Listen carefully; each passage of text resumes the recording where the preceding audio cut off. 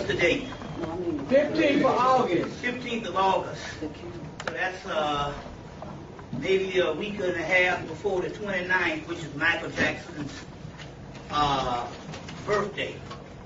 We had to get this in before the birthday, just like he had to make the transition before the birthday. We're going to go into all of that, but this is Cleveland. I'm glad to be back here in Cleveland. I usually come in the fall of the year, the spring of the year. Testing, testing, testing, testing. Is that thing on? Yeah. They turn it up a little bit so we can get some good audio. I see. Used to come in the fall of the year, the spring of the year. Either the first of the, sometime before the summer. Usually, but this was allowed to happen for one reason. We was able to do 2 other lectures. Well, one is a blog talk radio we did the Monday after his death. Another one was a lecture we did in Brooklyn, Long Island University, Saturday after the memorial. Saturday after memorial. We was able to do one then in New York.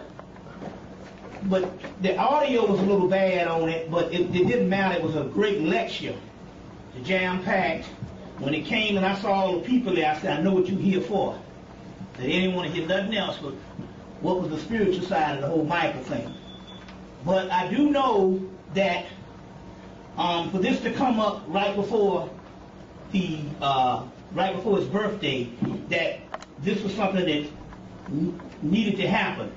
So we're making a video here or a DVD, and it doesn't matter on how much crowd gets here as it is the spiritual event. It happened right up till we got here a few minutes ago. We pulled into a supermarket to get some items and stuff. And he said, you get down? I said, no, I'm going to sit in the car, man, as you know. And I said, let me get out and just go up in here. And, I said, it'll kill some time. And went in there. And got a magazine, which was one of the final things, because I got some great pictures to illustrate the spiritual part. But I got this magazine, and it was what I was actually looking for. It's kind of eerie in the particular aspect. What's the name of this lecture? Michael Jackson, the Archangel Michael, and the great ascension of Michael Jackson in all current events. Right, Archangel Michael and the great ascension of Michael Jackson. I just found this a few minutes ago. Now, here he is. This is at Never Never Land. He's being crowned. He's being crowned. He's also being knighted. But here he is as the Archangel Michael. You see, as the Archangel Michael. This is amazing stuff. Everything is spiritual. And we're going to go into this particular information. We're going to slow it down a bit because this is a lecture, and there's a lot of things happening, so we're going to go into several other things too. But I'm going to start off with what is actually written on the actual major picture of the Archangel Michael. Now, I'm going to start off with that. It says, I am the thinker, the thinking, the thought. I am the seeker, the seeking, the sought. From the dewdrop, the substance of storm. I am the phenomenon, the field, the form. I am the desert, the ocean, the sky. I am the primordial self to you and I, Michael Jackson. This is what he put on this thing in Never Never Land. That's what's written right there. The primordial self. So it takes a person to ascend to find out the spiritual part of this particular person. And so I'm going to drive it home. Farrakhan did one, but it was more of the mundane aspect of his life, which was great because he knew him personally. So when he said that Michael stepped to him, and I think it was one of the origins of his fall, When he stepped to, Michael told Farrakhan that he stepped to Steven Spielberg and David Geffen, which was Geffen Records and Geffen Films. Both of them have film companies. And he stepped to them in sometime around 90 or 91, and asked them, say, I want to see our people in a beautiful light. I want to make an ancient Camite or ancient Egyptian epic of our people in a beautiful light other than just a slavery thing, which, you know, or a color purple type thing. And he said that David Geffen and Steven Spielberg flat out turned him down. You see. So he had to go on, and your boy, John Singleton, had just completed Boys in the Hood, was a new up-and-coming filmmaker along with Spike Lee and the rest of them, Robert Townsend and all of that thing that made those breakthroughs. So when for his next video, which he got funding for, he sought Michael Singleton to do the Camite part. A lot of the flip side is a lot of people will start with the inception of John Singleton. Not Michael Singleton, John Singleton. But in all honesty, what this was the video version of what he was trying to do with Steven Spielberg that turned him down. So that concept that you see in Remember the Time was all Michael Jackson. You see what I'm saying? All Michael Jackson, which was timely, because at that particular time we was deep into the researches of ancient Camite knowledge, you know, from Dr. Ben, John Henry Clark, the whole Afrocentric movement. You see what I'm saying? And we was into the Hemmitt thing, real heavy. And there was a great resurgence of all our classical antiquity. You see what I'm saying? And what he wanted to do, he wanted to make a full-length feature film, which later on came in the aspect of Stargate, the Mummy movies. You see what I'm saying? Later on it came in the aspect, and by this time, the Mummy movies had the great father of medicine as the great evil one. Always exploitation, you see what I'm saying? But he was one of the ones that was right on it and wanted to do this. This was that same cycle again where Maurice White said that in the 70s he was studying Egyptology and he wanted his people to know more about that. And the whole Serpentine Fire, the All in All albums, the Spirit album with the first appearance of the pyramids, the Serpentine Fire, the I Am albums, the Rays album, and all of this type of stuff that went on, he said that he wanted his people to know what he was actually studying at that time, which is the Egyptologist, the great Maurice White. You see what I'm saying? Maurice White. So the interesting part here is this started the down spiral. Because they knew he was waking up at that particular time, you see what I'm saying? And yes, he was vulnerable, because anybody that's worshiped on a mass level as he would think that he was infallible. You see what I'm saying? So the whole child incident and all of those types of things that came up. But it's just interesting here, going back, we asked the question that it was so much of a powerful phenomenon we all went through this summer, that even Bill Maher on politically, A Real Time with Bill Maher had to come in with the complaint. That was a ritual. And say, why is it that for 3 weeks the entire networks around the country were shut down because of Michael Jackson?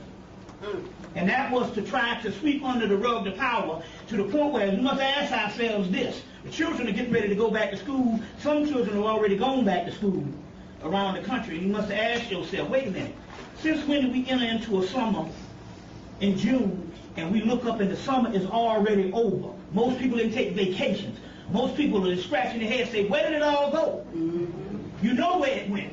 This cat right here engulfed us, and this was the phenomenon in some way, form, or fashion. Even if you weren't paying attention to it, the energy halted the entire globe. Now that's some power. But the simple fact now, the summer is actually over in the particular aspect. You see people going back to school. That's when we basically calculate when the summer is over, when the children go back to school. You see what I'm saying? And you see, so some people are not able to take their vacation. But the point I'm trying to make here is, where did it all go? That's because you were gripped in a certain dimension. And it made you have to recap this brother's life. And if you didn't, if you were oblivious to it, the music made you recap it. So much that the phenomenon that happened the last 2 months has now surpassed, you see what I'm saying, like they say, another surpass anything that Elvis Presley did as far as the sales in his entire lifetime again. You see what I'm saying? And that's not including October, because Sony just bought the rights to the practice session that he was getting ready to do. They had so many hours of footage for 3 months, and Sony bought the rights to that, and now they're getting ready to release the motion picture that they're talking about. It's going to make $300 million in the first week. You see what I'm saying? In October, so they got to get on it when it's hot. You see what I'm saying? So we got a lot of stuff to actual deal with today when it comes to that. But there's other things also. Let me see if I can get some pictures to remind you of some things. One of the keys of this is let you know that everything is everything. Everything is everything. And I should have got a color picture, but it doesn't matter. We'll see what the deal is. People don't know that this is the 60-year anniversary of Billie Holiday, Lady Day. The 60-year anniversary of Lady Day. Her death, 1959. What's her good friend? What's the good friend that used to blow the saxophone? Lester Young. Lester Young. 60th anniversary of the death of Lester Young. Real powerful stuff. 60th anniversary of the actor Errol Flynn. You see, who died at 50. The swashbuckler. You see what I'm saying? And a lot of Michael Jackson type of swashbuckling things. He did a whole thing down for Disney.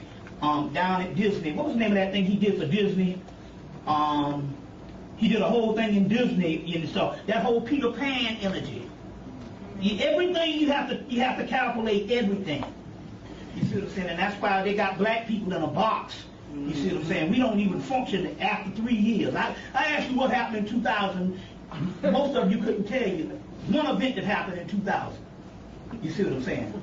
One event that happened in 2000. Anybody know a great event that happened in 2001? 9/11. And most people have to even refresh their memory on that. The point I'm trying to make here is, so there's always cycles, always cycles. Let me give you another example. Let's see if I can find another one. We're going to be doing this stuff basically as time go on more and more. I can't, my preciseness as far as being academic kind of slows down. I have to do things based on the spiritual aspect. You see what I'm saying? Because you be in a whole nother mode. Here's another one. 30 years ago this year, Minnie Riperton died. 30 years ago this year. They appeared on a song on a celebration album of her death the next year, 1980. Michael Jackson and her singing on a particular song. I can't think of the name of the song, but it's a song on one of their greatest, on one of her memorial albums. Everything is everything. You see, everything is everything. One of the greatest voices that pretty much this brother died 1979. Very important for the simple fact he taught folks how to dance. If it wasn't for him inventing the hustle or creating the song The Hustle in 1975, they wouldn't have been able to learn the hustle and learn other dance steps to go into the disco age when they went to Studio 54 and all that dancing. This guy's responsible for teaching folks how to dance. You see how to dance. In 1975 with the hustle. I thought I had another picture, but I'll say this one. It's also the let me see if I can find another one. It's also the anniversary. It is also the anniversary of the 10-year anniversary of the death of the great Curtis Mayfield. You see, everything goes in cycles, and everything is everything. 10-year anniversary of the great Curtis Mayfield. You see. So we're going to get into all of this information as we go on. As we go on. And we're going to get into the actual spiritual manifestation of what this all means. And there is one. In this whole research that I've been doing for the last 20-something years, and I've been lecturing for 17 years, June 27th of 1992. This whole research, I'm going to need some tissue. Just go in the bathroom and get that one off the wall. They can't wipe their ass with no toilet paper. They'll clog up the toilet. Paper towel. With no paper towel, they'll clog up the toilet. So, that's for me.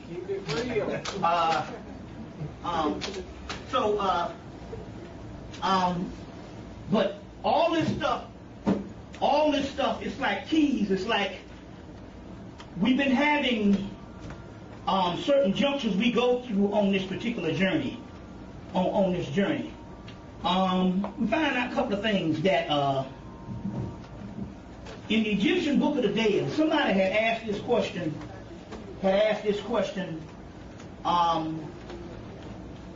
in 1990, and they said, well, we believe, we don't know, we haven't studied it, but somehow I get the eerie feeling that what has happened to us as black people, as the indigenous people, we're going through it from the Book of the Dead. Well, the Book of the Dead has a section in it called the Duat, or the underworld, or the desert of Set, the desert of Seker, Osiris.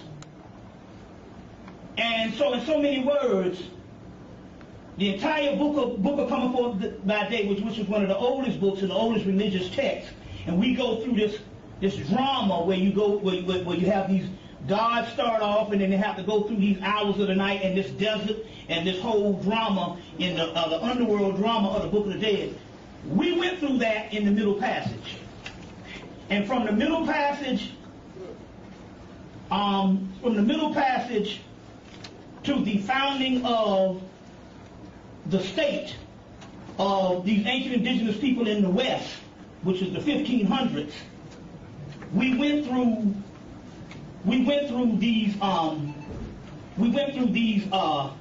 this particular Middle Passage. And so as a result, not only did we go through this Middle Passage, or we went through this particular underworld, or we went through this drama in the Book of the Dead, a Book of Coming Forth by Day, our DNA went through those Middle Passage. So a lot of the things you see in all these texts where they say, man, you got to go through all of this to get to the higher level of the Godhead, we don't have to go through that. Yes, we can do magical practices to set up some cohesive life while we're in the physical, to try to make life easy for you. But as far as to try to get your soul to line up with a certain amount of things that get you to the higher level, when you make this transition of the hereafter, we don't have to go through it because our DNA has already gone through it in the ancestral aspect of the Middle Passage. And what was formed as far as the trials, the tribulations, and all of the stuff that's going to make us this new people, these new advanced people, it's already happened when we went through the Middle Passage. You see what I'm saying? So our DNA is right. And what I mean by that is, when you see most of the religious texts, and they talk about the ones that will inherit the kingdom is the righteous ones, they're not talking about behavior. They're talking, the righteous is translated as ripe. Ripe. Alchemically, metaphysically, tried, tested, and true. That's called a smooth ashlar in masonry. They're talking about the ripe ones. Where the fisherman picks up, that's what the fisherman in the Jesus thing, he picks up the fish out of the sea. And the smaller fish that's not ripe or ready is thrown back into the sea. And so the catch when he feeds the multitude with the fishes. This is talking about the souls, the right souls, not just for black people, but for the entire earth. Because in the spirit world, they're not talking about behavior because this is an illusion. Let me give you an example. Let me show you a picture of this woman. Let's see if I got it right here. Y'all all right?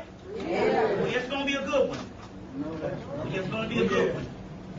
We're not interested in who's here. We're only interested in getting this particular information out. You see what I'm saying? This is a person by the name of Pombagira. Pombagira is in a mystical, in South America, Brazil aspect of something called Macumba. Macumba is nothing but a Brazilian, South American implant of Yoruba, Santeria, the whole 9 yards. And this is Pombagira. Now, Pombagira is a goddess. She's a real sassy. She's a form she's a form of Oshun. But it tells a certain story about this.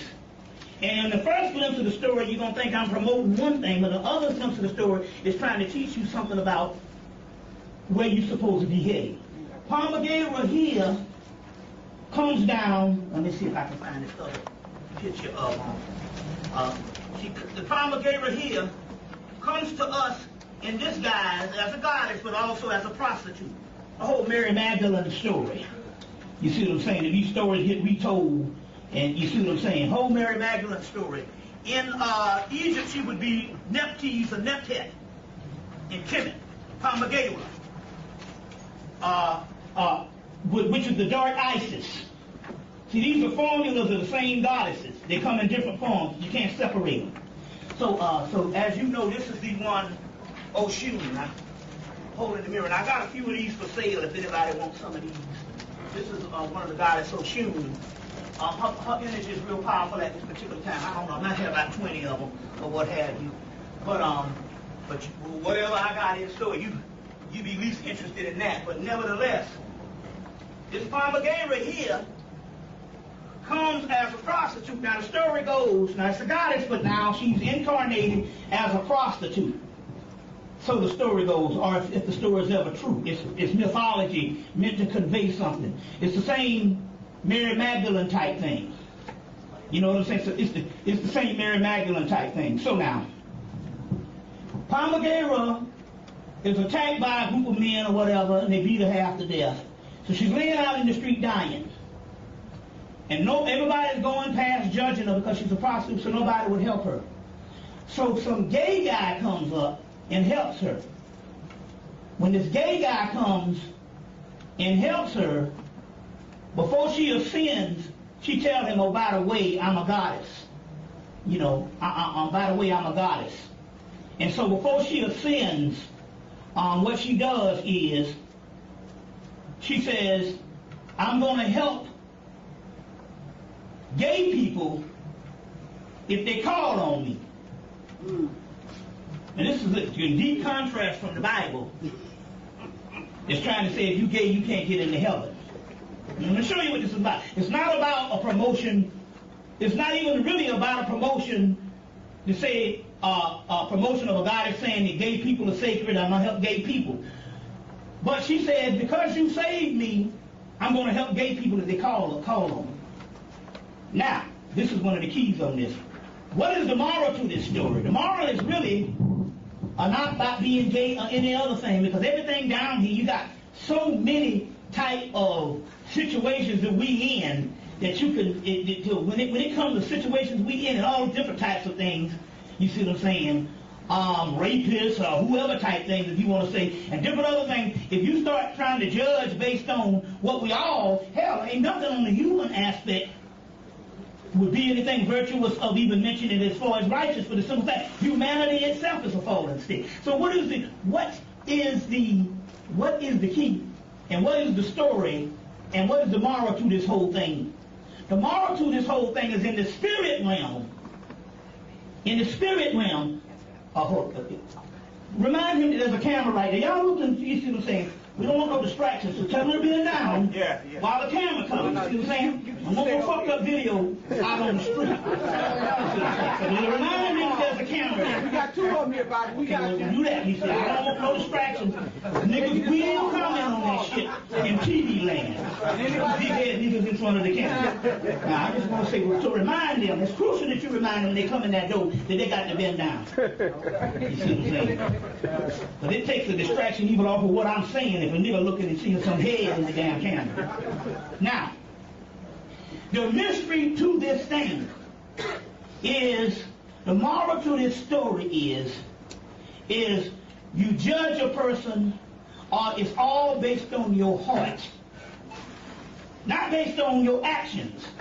Because anybody can lie, anybody can have the righteous part. You know, they got senators now running all off, and governors taking vacation and going on down to South America and hobnobbing with all kind of mistresses and stuff. People getting caught in the bathroom, all the so-called upward mobile people that we supposed to admire. In the bathroom, top tapping other niggas on the foot. You see what I'm saying?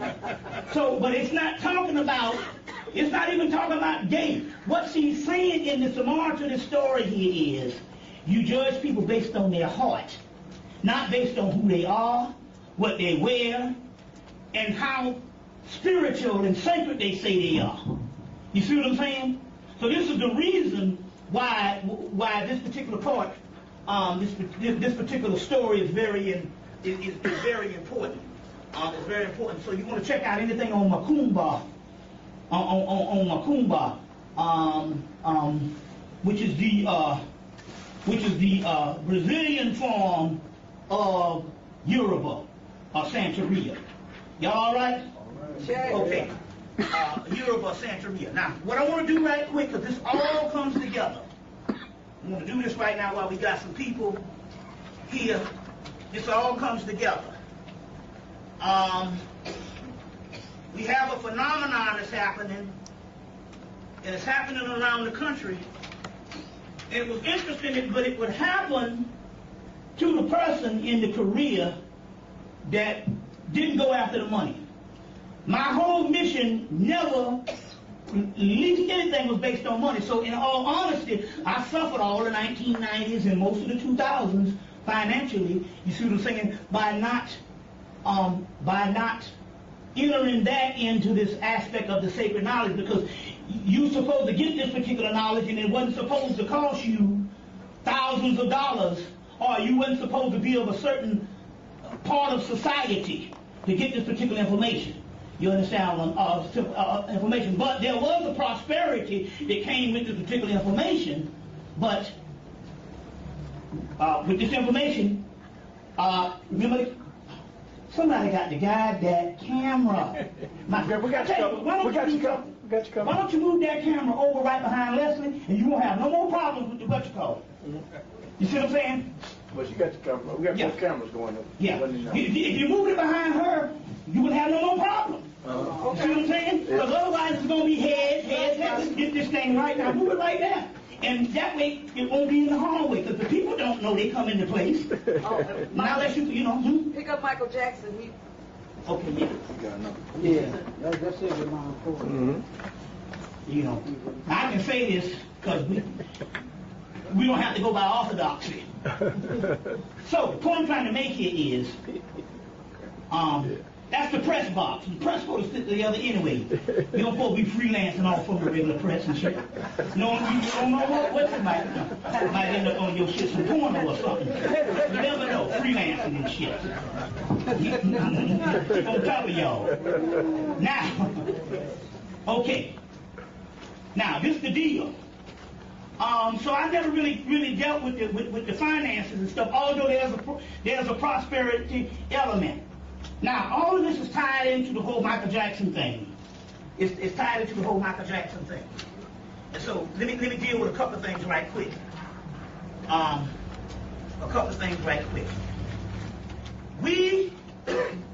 queen got up one morning. Went in and did a ritual. To Raphael, the Archangel Raphael. She did a ritual to the Archangel Raphael. Let's put that right there. And as a result, these angels started coming back. The whole angelic host. Now I done went from the dark side or the demonic side in the studies all the way to now we hobnobbing with the archangels. Because in the heavenly realm, it's all one now. There's not a division. The only division now is this in the minds of man, the egos of humans. It's not the whole heaven realm, which there was this division that started a lot of things. There is no division in the heaven realms.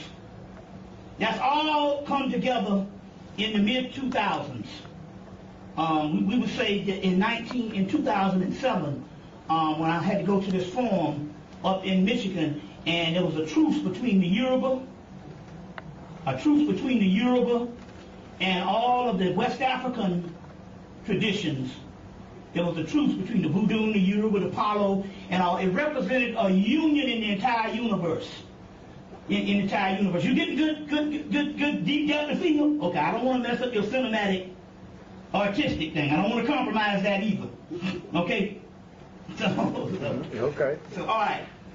So there's this truth. And so therefore, if there was a truth in the heaven realm, that also meant that something that was slated to visit us was the return of these archangels, of the archangels, and the guardian angels, which are African in origin. So the Archangel Raphael, which is a form of Tahuti, the god of healing, came through it first, and then a couple of weeks later, the archangel, this particular deity here, you got a few pictures of it. This is coming from an Egyptian Coptic text that they dug up. They dug this text up in Egypt in 1945. And here's an Afro-type figure of an ancient entity called Akhenaten. As one of the brothers put it, the one that wrote this book, The God Genes Decoded, Akhenaten. This was a deity that we didn't know existed up until March. And I was going through a book that I had 10 years earlier. And these are Coptic texts that they dug up. And here is a guy named Akhenaten, or Akhenaten, the Ethiopian. So this also means that this is a great point in the history of our development of putting the pieces back together when it comes to our ancient history, because we don't get a lot on Ethiopia. Most of the stuff we get on Ethiopia is the Christian version of stuff that was popularized by the Rastas. You see what I'm saying? We don't get a lot on Ethiopia. But here it is, we actually, Ethiopia, Cush is the mother of Egypt. So now we're actually having a picture of one of the ancient faces of God. This is Akhenaten is later on becomes Atan for Akhenaten. You even see Akhenaten is some type of precursor for that name, Akhenaten, which was Cushite. So you get Atan. He's also, Atan is Adonai, Lord. You also, this is also a form of Horus. Haraktarakti, later on as Heru Kahuti. Haraktarakti, when you see, when they did the information with the Atan disc and Aten disc, Atan, from Akhenaten, it was also, Atan was also named Haraktarakti or Heru Kahuti. And so this particular Akhenaten is a form of Horus as Haraktarakti or Horus on the horizon, Harmachis, the Sphinx. And Sphinx, so that's whole Lion of Judah. So this is the ancient God that is behind the Lion of Judah. Is the ancient God is behind, which will later on be the whole Haile Selassie thing.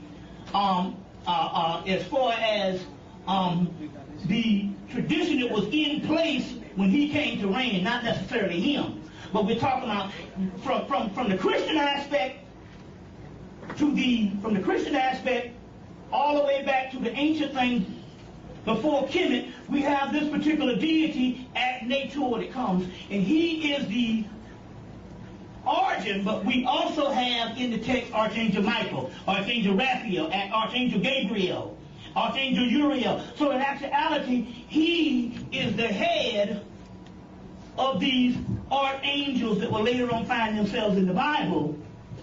But the Bible got them from, the Bible was able to get them from a part of Samaria, Phoenicia, Babylonia, and the whole Mesopotamian area.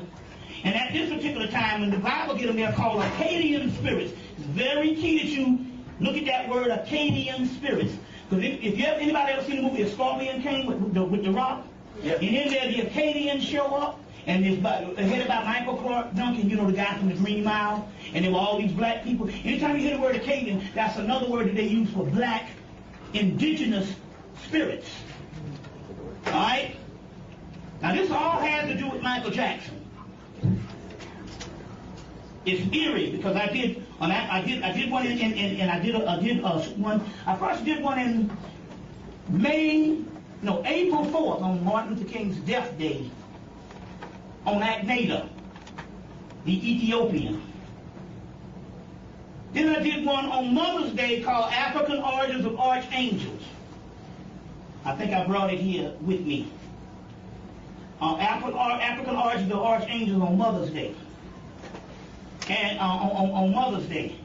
And then I had to do another one in New York called Archangel Michael, also in relationship with the Ascension of Michael Jackson. And this is the perfected one, the Archangel Michael and the Ascension of Michael Jackson. And it all comes together because these angels and stuff, we're going to go into this stuff, what led up to this, which will give you the significance on why he had to make the ascension.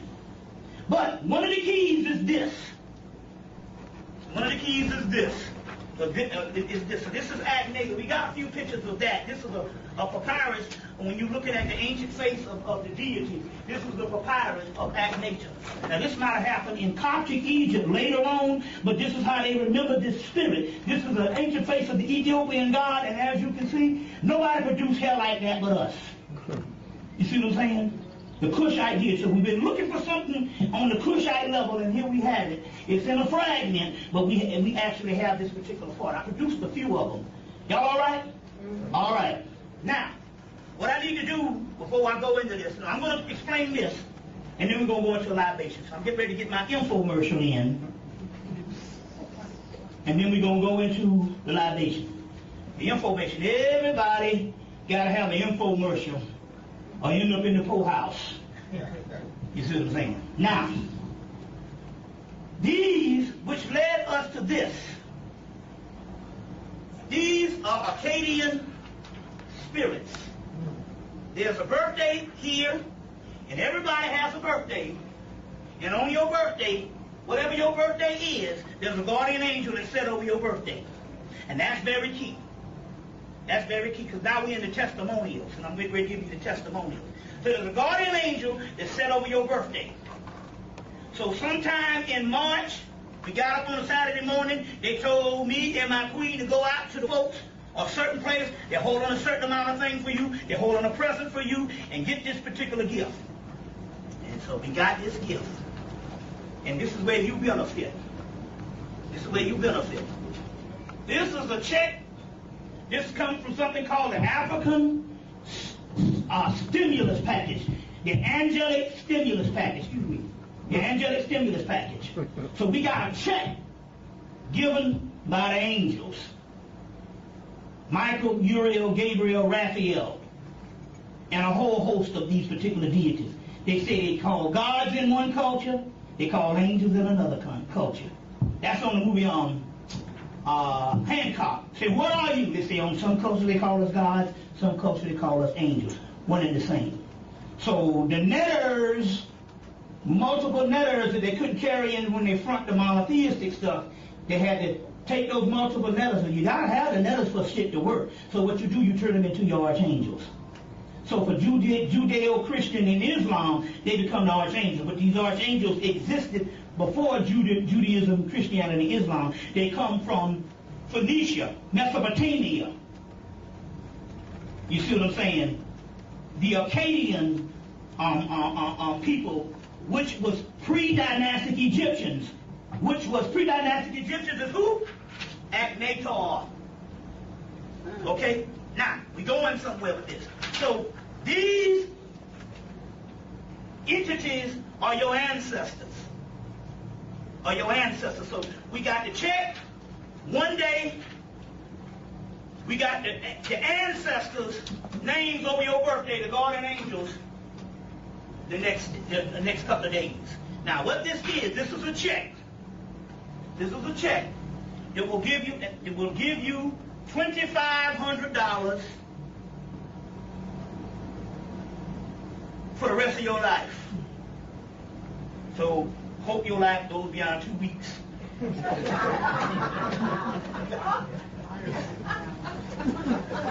Now, $2,500 for the rest of your life. And they gave it to us, and we'll get ready to go and do something in Labor Day, on Mother's Day, and they said, hey, goddamn it, we gave you the check. Give it to them. I said, oh shit, give it to the people. Now, this is the deal. You sign this check, And now we simplified it, because I didn't know. We had it so you had to fill it out, most of it, from Mother's Day up until last week or week before last, and then we said, hey, why don't we write out most of the check? Because you just can't assume black people don't know certain things. You got people never filled out a check before in their life. You see what I'm saying? You know. And so therefore it's very complicated to a lot of people. So we had to simplify shit down to 2 signings. So this check, you sign the check. Now this is Bobby Hemmitt, $2,500. I've got spiritual supplies, what you want it for. Put the 25 in the box, we put now on there. Now all this is filled out now. The only thing you got to do is sign your name, sign your guardian angel, and sign what you want it for. We simplified it. Because the last couple of months, you see what I'm saying, niggas have problems just signing stuff. Don't think, oh, well, they can figure it out. They got 2 or 3 marbles up in there that can figure it. Oh, hell no. See what I'm saying? Now, so we got it simplified. Not talking down to you, but for those particular people, you see the two 6-packs short of, or whatever, 2 beers short of a 6-pack. This is for you. We got it foolproof. Now, so you sign this. Now it's got this number 8 up in the corner. And the number 8 in the corner means infinity, which means it's not a one-time stimulus package like the Barack Obama stimulus package or the George W. Bush stimulus package. This is for the rest of your life. You see what I'm saying? Now, we must iterate or reiterate. Well, we haven't said it yet, so I guess that would be iterate, but we will go reiterate that prosperity comes in several ways. It's going to come not necessarily all the time monetary. But yes, you will see monetarily $2,500. But then again, you might get some prosperity that'll add up to $2,500 or more. Because the key here is this. We asked the thing, I said, now look, we need to be accurate on this when we're dealing with these spirits. So I don't want to mess up, and I don't want to give nobody some shit that don't work. So I need to know what is the maximum they can put on the check. And those angelic hosts agreed for $2,500. They say don't exceed $2,500. Now, based on the centrifugal force and the actual, the spiral force of the universe, it can exceed beyond $2,500 in the prosperity range. But only $2,500 or under. You can put $800. But $2,500, you see what I'm saying, is the maximum you could put. They say, why? Because we're going to be bringing this $2,500 forever. So don't need, see, I can see one time you say 10,000. They say, okay, we'll knock them niggas off and have to deal with them no more. Just get it all out. But see, since they're doing it for system of infinity, and they put the infinity on the check, only thing you got to do is $2,500. Now, this is the greatest deal where you're going to get $2,500 damn dollars for $5 fucking dollars. And even if you didn't believe in this, you need to get up on this. For $5, $10 if you ain't inside the lecture. But you're going to get $2,500 for the rest of your life. Now, we got testimonials. Now, the package comes, it's a stimulus package. It includes a number 8, which is also $5. You put it in your wallet. And when you put that's the infinity up here, but there's one that you put in your wallet. I got the 8s too. You put it in your wallet, and the money will come back to you. If you leave out the house and spend some money, you come back, it's either going to come back prosperity-wise, it's going to come back in that monetary phase even more. So you get the check and the 8. The check is 5, the 8 is 5, and you get an angel list to find out where to sign your guardian angel. You get an angel list. You get this list. And this is your guardian angels is on here, your ancestors. And that's the mystery. You're not just dealing with some check and some kind of form of magic that you're doing some little thing. You're actually dealing with ancestral entities that's helping you out. And when you make that connection with your ancestral entities, and you sign their name right here, mine is called Ha-Hasiya. And you sign the name right here. We even drew a line on the new check, so it won't be, because I didn't have a line here. You see what I'm saying? And you sign the name, you're actually tapped into an angelic entity. You can call them netters, you can call them what have you. They, whatever you call them, they are the ancestral, angelic, and God forces. So you're not just so let me give you an example on the testimonials. My queen sent one to her brother. The brother walked on his job, signed the check that Saturday, walked on his job. A couple of days later, got a $2,500 raise. Then a week later, got a promotion, which is even more money. One brother flew from Phoenix to the New York lecture, bought the check and the package, because it's another thing that you got to deal with. He bought the check and he bought the package. He flew back to Phoenix and he went to the secret, the people that does the secret and all those things. They had a seminar, and he went to a money seminar, and he was the only black in the place. And the guy said, "Hell, you need to come up to the stage." They came to put him on the stage. They said, you don't have no problem giving, but you have a problem receiving. Which a lot of us have a problem receiving. We don't think we're worthy of shit. You might say to yourself, "Yeah, I need this and I need that." But sometimes when you say you need, in your subconscious mind, you don't think you're worthy of something. So they say, you have a problem receiving. So they put him on stage, and it was late. They done, white folks, they done been in convention the whole weekend. They done spent all the money, and they was coming up with dollars and the laughs and the stuff. Because, white folks, they'd have put him on stage early, he would have probably got about $10,000. But they put him on when the shit was down there over. They come up to the stage, and they put some money in a box, and he got back to the hotel room. It was $2,500. You see what I'm saying? I'm getting calls now from all over the country, people going, "Hey, man, one sister signed the check, got a radio station the next day. Blue. Yeah, signed the check, got a radio. They got people, man, they got people that's calling. You see what I'm saying? Like, I say, yeah, I say, because this is one thing, and I'm tapping. I say, because I was the least person that ever did anything with money when it came to the people. I say, so they had to actually force me, you see what I'm saying, to deal with that, and as a result, this shit is working. Now, you don't have nothing to lose. Now, this is the other key. So you get the 8, you get that, but you get the 8, the number 8. I should have showed a picture of that. But you get the number 8, I got them in my bag. You get the check, you get an angel list to sign. That's for $10 for those two. And for $25, you got to get this magical shit right here, because I think you're going to need this. You're going to need this. Right? This is called a purple plate or a purple disc. It's called a Shudarsha disc. And on this disc sets these angels. Let me show you how this thing can give you the history. Y'all all right? I'm going to give you the history. This is all got to do with Michael. All got to do with Michael, because Michael came after this thing went down. Now, these angels, Michael, Aniel, Raphael, Gabriel, Cassiel, Sachiel, Samuel, and Uriel, he's the closest to helping.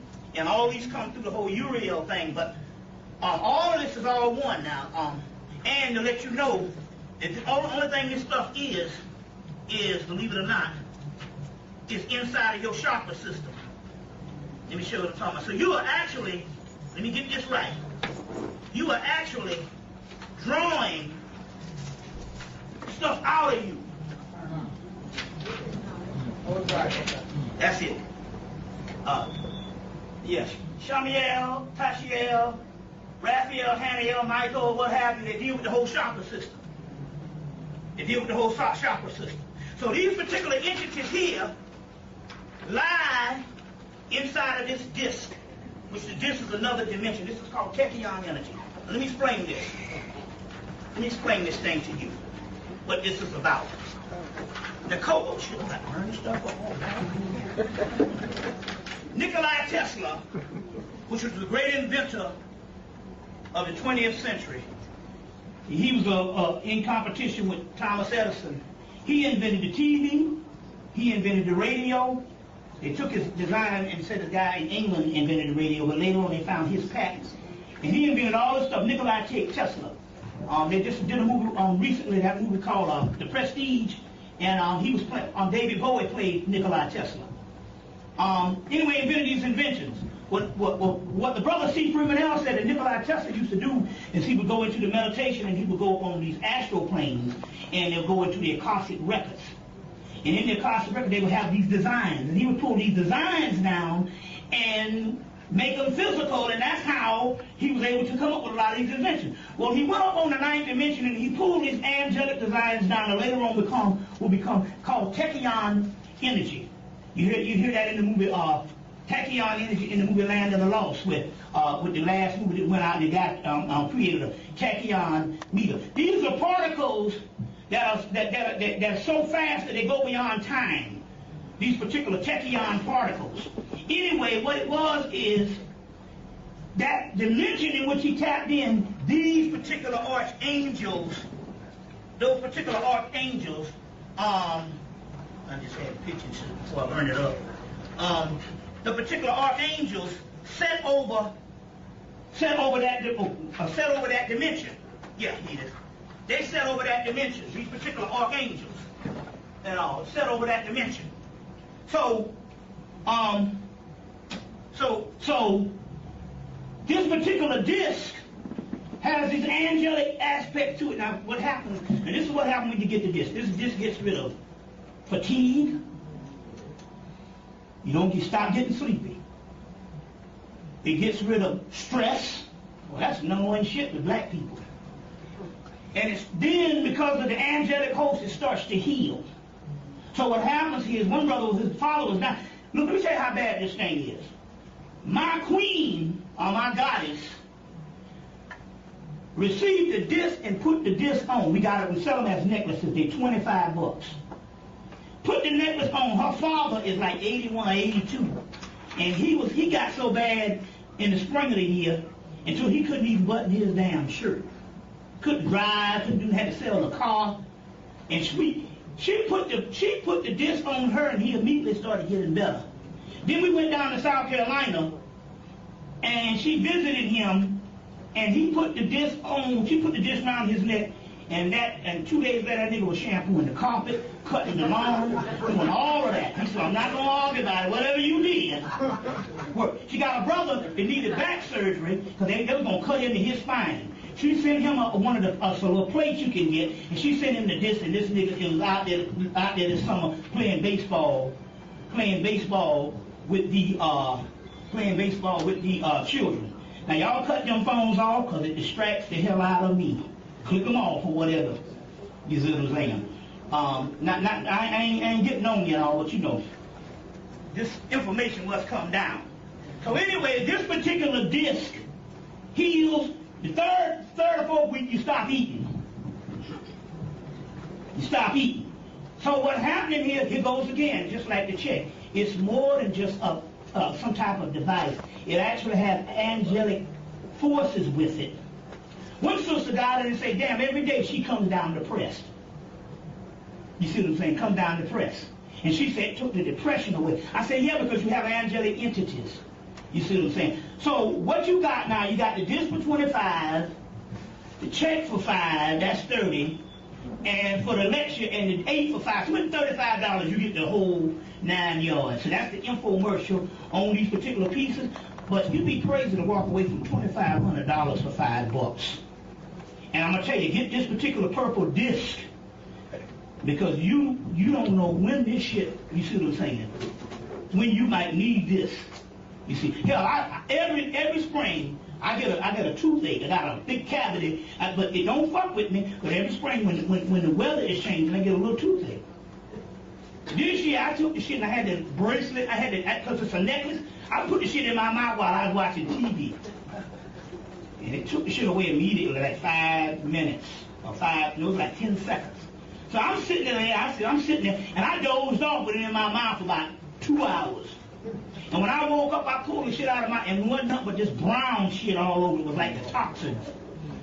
Completely healed the tooth.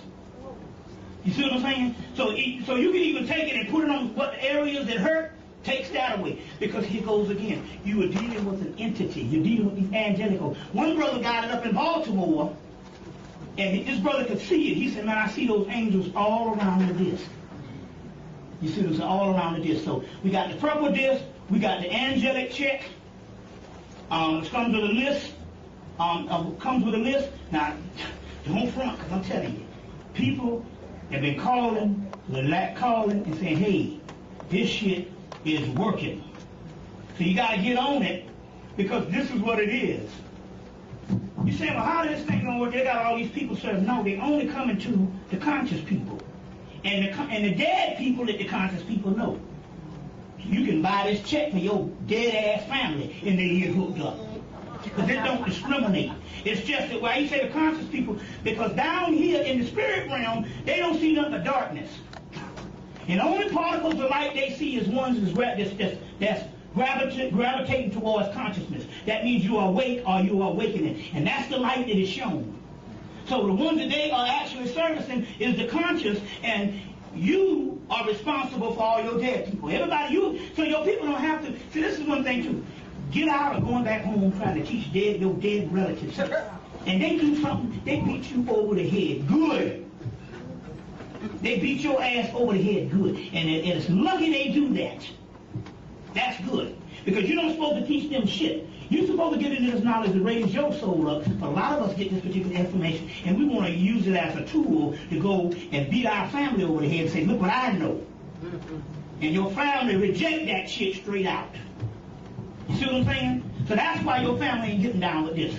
Because if they got down with this, you would get the big head and it would inflate your ego, and next thing you know, you'd be out of consciousness. You see what I'm saying? So your family is there to humble your ass.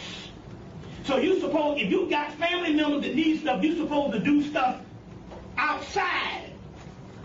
You see what I'm saying? Of them knowing it. That's how you help them. It's like Michael Jackson. They're saying this is the biggest. They said this man gave over $300 million to the black community. And they didn't even know it. And I should have known something. When I was at Clark Atlanta University, there was 2 girls up there in Clark. It was called Clark College at the time. This was in the 80s. There was 2 girls up there on Michael Jackson scholarships. And that was from one black college. That, you know, you see what I'm saying? But they said there's over $300 million he gave to the black community. And he's the biggest charity giver in the history of the earth. You see what I'm saying? You see. So it's just interesting here on how this stuff goes down. All right. Now, let's go to a libation. So we're going to start this libation off. Let me get some stuff here.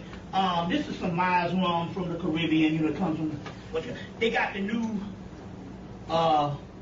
It came here in 05 or 06 in New Orleans, but it's all over the country now. You can get the Haitian rum. Anybody get to see the Haitian rum? They got out now, it's a Haitian rum, real spiritual.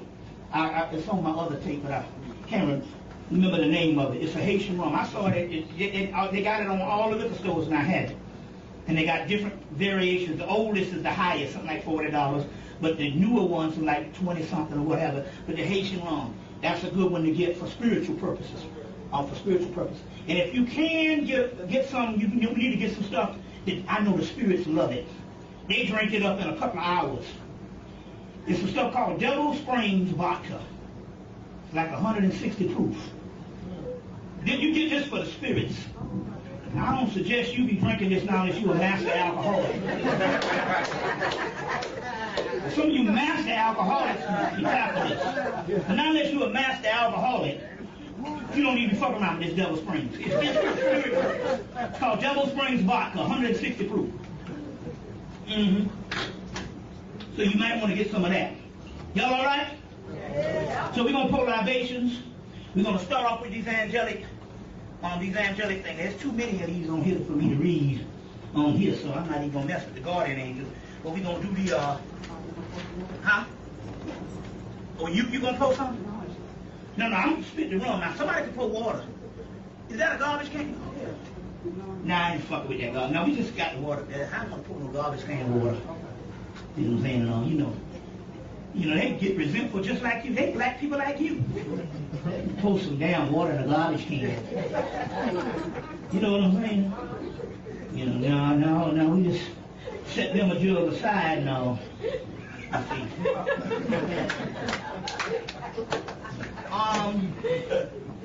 Set them a jug aside. So we're gonna, we'll do that now.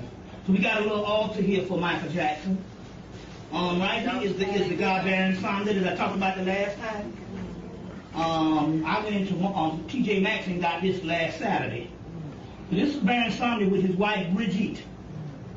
Now Brigitte is the person you meet when you cross over. Here's a woman. Here's a magazine called Sage Woman. This was out about 6-7 months. Then they do a new issue.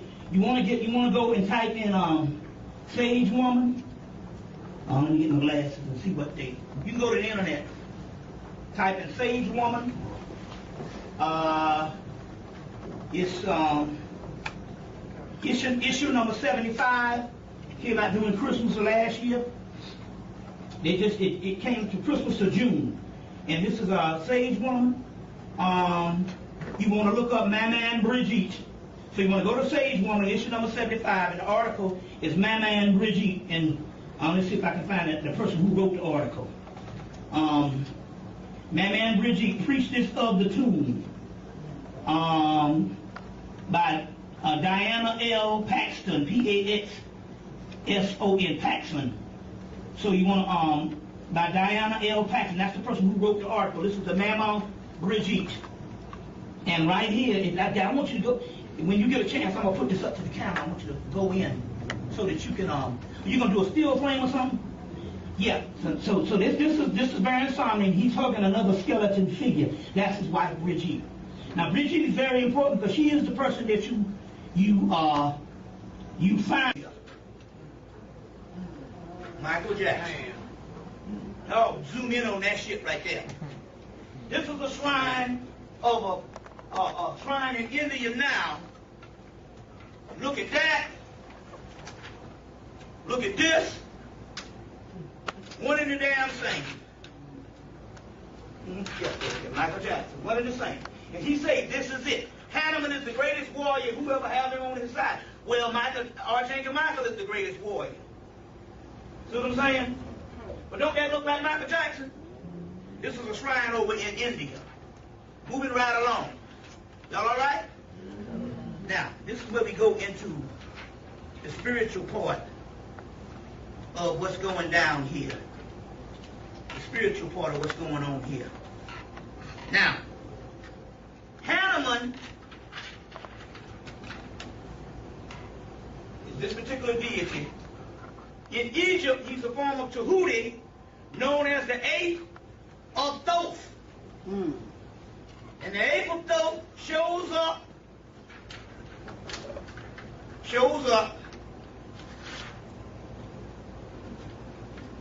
during the judgment scene. There's the sacred baboon, the 8th of Thoth, which is also Hanuman in India. But this shows up in the judgment scene. When that shows up, this is it. Well, what did this nigga say right here? This is it. King. The king of pop, Michael Jackson, this is it. But when the 8th, and he showed up looking like an 8. Little monkey man.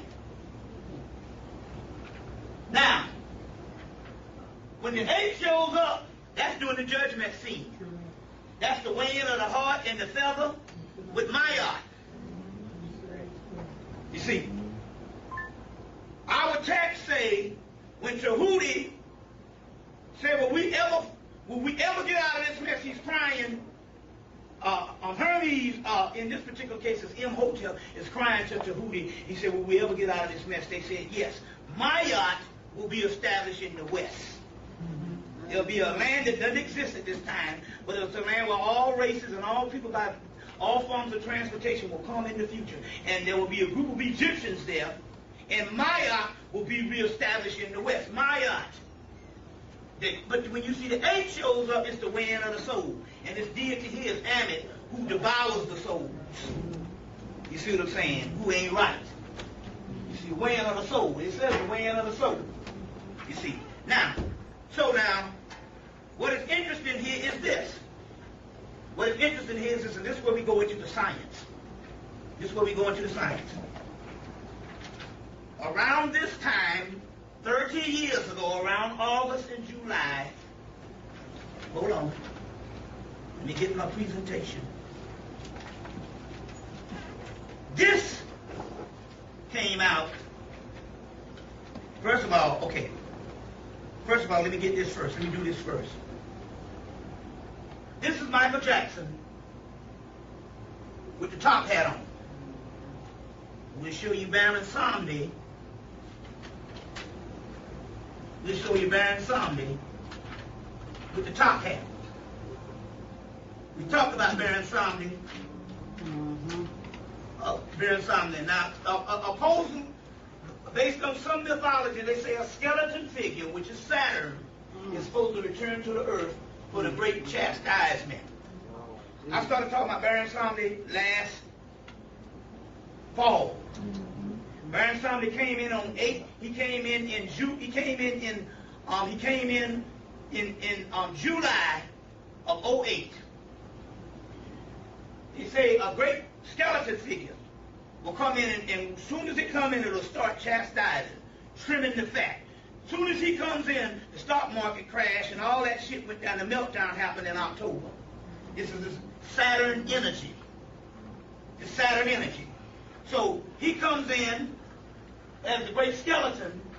This is the other one, the black man in the graveyard, the god of the dead, Baron Somley. And then all of a sudden, Michael Jackson, his last thing, last year around the same time, is wearing the top hat.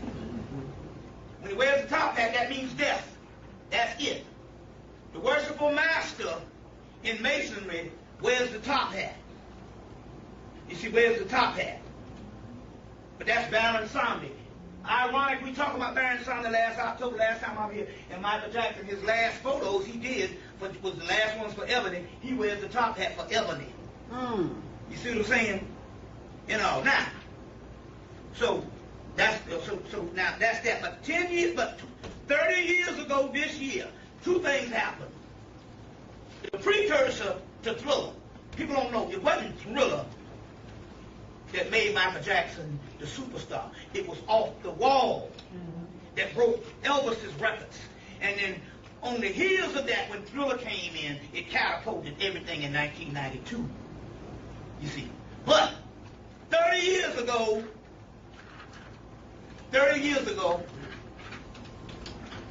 he came out with this, Off the Wall. He had the original nose. The original nose, the wide part of the original nose represents the base of the Pyramid of Giza. That's why you have the wide nose. The biggest part of the Pyramid of Giza is the base of the Pyramid of Giza. And then it goes up into the pyramid. That's what the nose is for. When the pharaohs built this, they was modeling after the nose of black people. And the three pyramids at Giza, and even the ones that the Olmec did, which later on became the Mayans or what have you, is the base of the pyramid. The base of the pyramid is huge, and then it goes through the pyramid. So the smallest of the point means you got to have the biggest part of the base. And the base of our nose, that's why it's wide, is because it's copying the pyramids at Giza Plateau. That's the mystery to the big wide nose. He had a pyramid. You see what I'm saying? The black nose. But this is the great mystery on what he was doing. He was sending a signal. Now this stuff is haphazard. He don't know. So there's certain things that's guiding him. Look. The reason why I could go on and lecture for about 15 years, or lecture about 12 years into it, and money wasn't no consideration, is because they took me to the penthouse. I was already a shoe designer. I was already in the money. I already had a $500,000 in the bank for these and $1 million business. I had it and I walked away from it. So when people talk, we can make money, you know, we can get $100,000. I said, I'm blown, man. I done been to the fucking top, and I left it. You see, so they say, well, we had to put you on top first, so you would never miss it. You wouldn't have the inferiority saying, what if I never made it? So what happened was that they put me right in the penthouse. You see, I went straight to the penthouse, but the motherfucker told me, he said, you the best. So we never seen no motherfucker like you, and we gonna make money off your ass. You gonna get paid in the process. I said, well, how do you get paid? I don't have no money. He said, it's simple. You know, they set me up on what would later on be the Oprah Winfrey deal and all the deals that black people make. And you want to know, how did this motherfucker get this way? How did they do it? They didn't have no money. The deal is that you don't have any money. So what we do is we take your talent, we back you, we get all the profit, and we give you an expense account. We give you this expense account. you'll be on the 4-year deal. The motherfucker broke shit all down to me, how motherfuckers get it. So that's why I don't hit it. You see, I know what the deal is with Oprah and the rest of these niggas, because I was on it. I was in there. He said, now, this is the 4-year deal. We're going to make money. My Jew boys upstairs, we're going to go upstairs, we're going to make money. He said, we're going to put you on the 4-year plan. We're going to put you in Ebony, Jet, then we're going to put you in Vogue. You're going to be this new sensation. You're going to be the Tiger Woods of a black shoe designer. He said, we're going to work you, because this was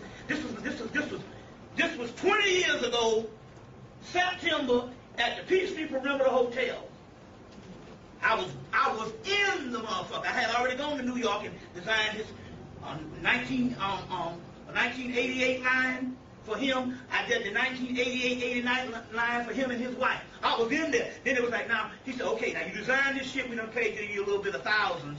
Now we get ready to hook you up. You get ready to do it. Because we going, he said, Nego bones about it. We ain't swapping no spit. You the man. You got the talent. You got the shit that the people in Italy say they can take your shit and make stuff in a couple of minutes. They don't have to figure it out. You the best. And we're going to make money off you. He said so. He said, we're going to set up a warehouse. You're going to take trips to Italy 5 times a year. He said, we're going to get $500,000 in a troop in a couple of minutes from my boys upstairs. He told me, he said, okay, do you want me to fly down with your black investors one weekend, but if you wait a week later, we can fly down because I got a family reunion in Atlanta. And the Spirit told me, you better wait for that motherfucker family reunion. Wait till the family reunion. The niggas that I was with, you know how these niggas always saying they do stuff? You that nigga lying, he ain't got no hookup.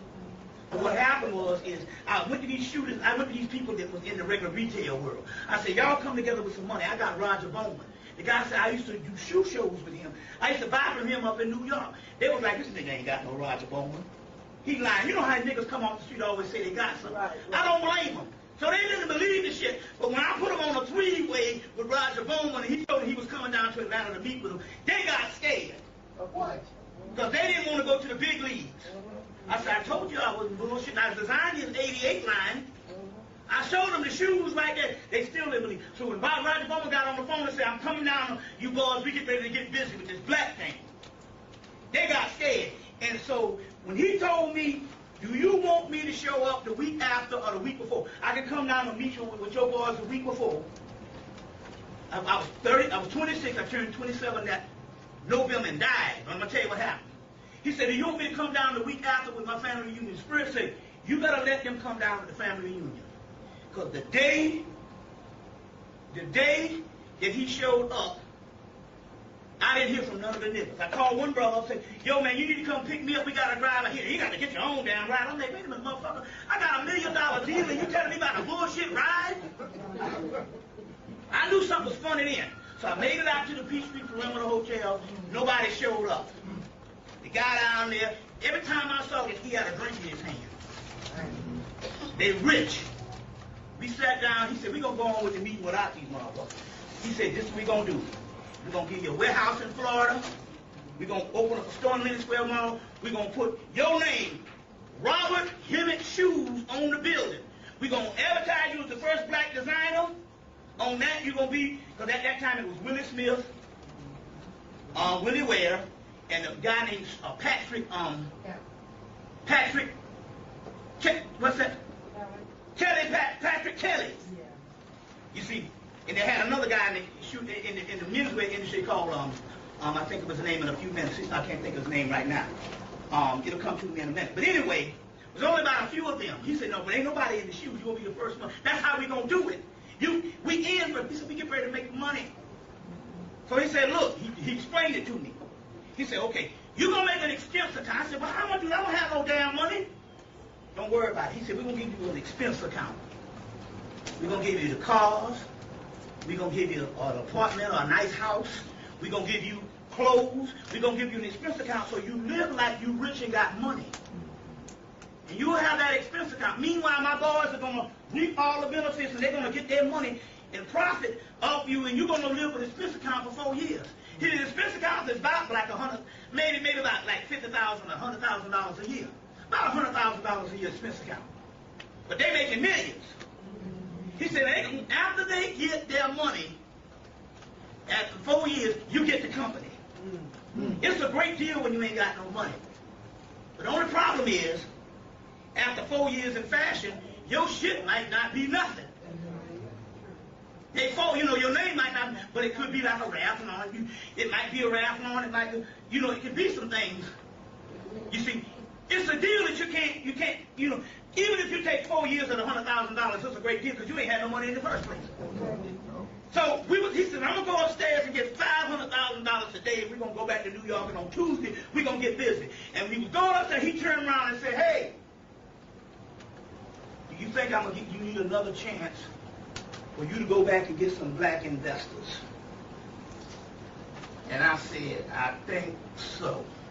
He said, because when I go upstairs, he's going to get their fucking money. So can you go again and get some black investors? That was the spirit world telling me to hold up. When I came back that night, I was with this sister named Kim, we was going together, sister named Kimberly. And I told her all this big idea, and she looked at me and told me, Bobby, are you sure you want this? And I turned around and said, I don't know. I said, I thought I wanted it, but I don't know. And November came, I never went back to the man. I left the goddamn money alone and had it. 4 years later, I went to a sister named, I'm with Ginger. At that time, I said, Ginger, what happened to the shoe deal?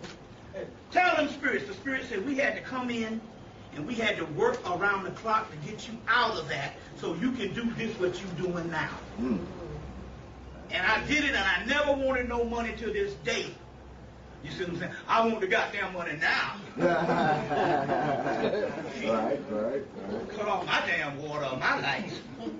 I never wanted the money again after going to the penthouse, but they worked around the clock. So, to make a long story short, and I never regretted not doing it because I went to the top. So then they told me, they said, we had to put you at the top so you could be in there and know what your talents and know that you could do this. So whenever you did this without the money, you wouldn't regret it. You see what I'm saying? So that's the way they said we had to work around the clock to get you right. Now this is the key on this. 30 years ago, he came up with Off the Wall. And that was a kind of creepy, scary type song too. Kind of mystical. So he always had these mythologies in his head. Thriller is a mythological type of album and stuff like that. And then he did one to the goddess, that Shamunda, or that goddess Durga, or Sekhmet. Dangerous is a song about the power of the black woman. That's what Dangerous was about. And after that, he had to go. Because right after that, they put the, they put the fix thing on. But that particular day, he put up Off the Wall. Now, listen to this. He put up Off the Wall. This 30 years ago this year, around this time. 30 years ago in September, the first rap album was recorded. Rapper's Delight. Actually, the Fatback Band came out with it a month before with King Kim III, and then the Rapper's Delight was the first actual rap, but that was just a guy rapping with the Fatback Band. But the first rap album, rap wasn't invented with Sugar Hill Gang, but the first Sugar Hill Gang, the rap album, was recorded September, be 30 years ago this September. You see, the Rapper's Delight, that, and the rest is fucking history. So it deteriorated into, I don't know what the niggas is doing now. But he came with this, and everything else at this particular joint about him has been about this. The feet, the glowing socks, the moonwalk. Follow me on this. Hold on. Follow me on this. See where we can go with this. The feet. Follow me on this. When it first showed up was Off the Wall. Even down to this. Even down to his logo. MJ Productions. It's been about the foot. The feet. But the feet first appeared, let's see, this is the right way to go. The feet first appeared 30 years ago with the glowing socks, the moonwalk, Of course, I did like the British adaptation of the Michael Jackson story because the British told the real story. America always get it wrong. He didn't invent no damn moonwalk. The fucking moonwalk was invented with the electric boogaloo and the niggas out in L.A. by the late 1979, 1980. And then Jeffrey Daniels tapped into it, went on tour with the shit in 1980. And Jeffrey Daniels came through and taught Michael Jackson the moonwalk. And the British people told the story, and LaToya said, no, Jeffrey Daniels taught Michael Jackson a dance that the black community was doing 3 years before he even damn did this shit across the Motown stage. But Jeffrey Daniels is the one. I got video of him doing it in the 20s and 30s. Yeah, probably so. A lot of shit, you know, it's been around like they had the rap came out, and a nigga named Jocko came out with his rap album in 1980, and Jocko was a rapper from the damn 1950s or the 1940s. I thought it was Duke of Earl. Well, I'm just saying there's a bunch of them. You see what I'm saying? You pick a time. Jay Chandler.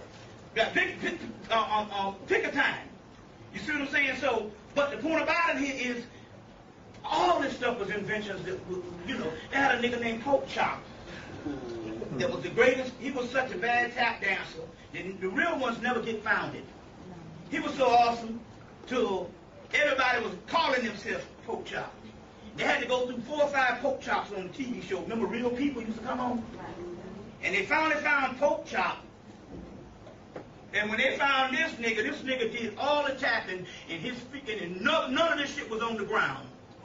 This nigga was doing this shit in the air.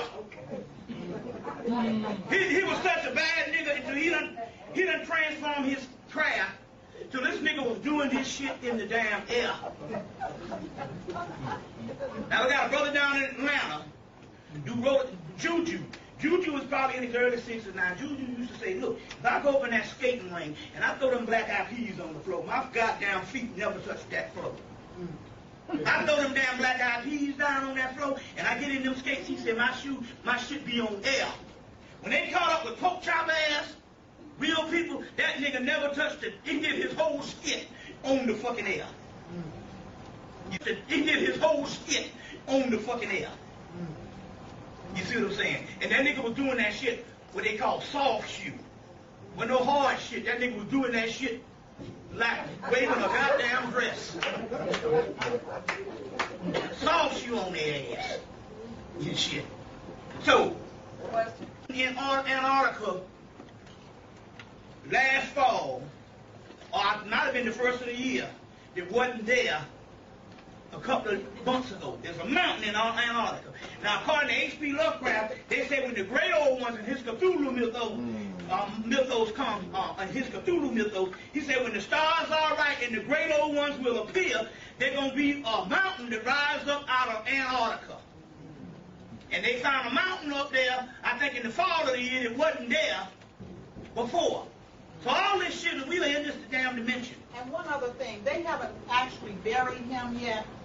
That's because he's in the land of the living, isn't it? This is the land of the dead. In the land, you are right. He's in the land of the living. You are right. And remember now, they kept James Brown's body up for years.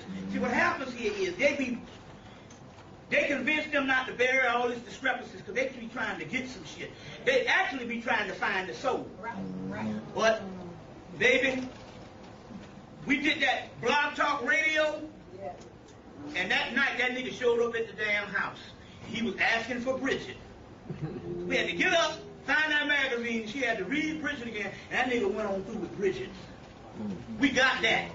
You see what I'm saying? Now, had he died, and was still living unconscious, they could have hooked that nigga up for a lifetime and kept that body running, and that soul would have remained trapped in there. You see, just like a voodoo bottle. You see what I'm saying? So that's why they snatched him, and that's why they messed up about it, because they couldn't find nothing with his brain or nothing that suggests drugs.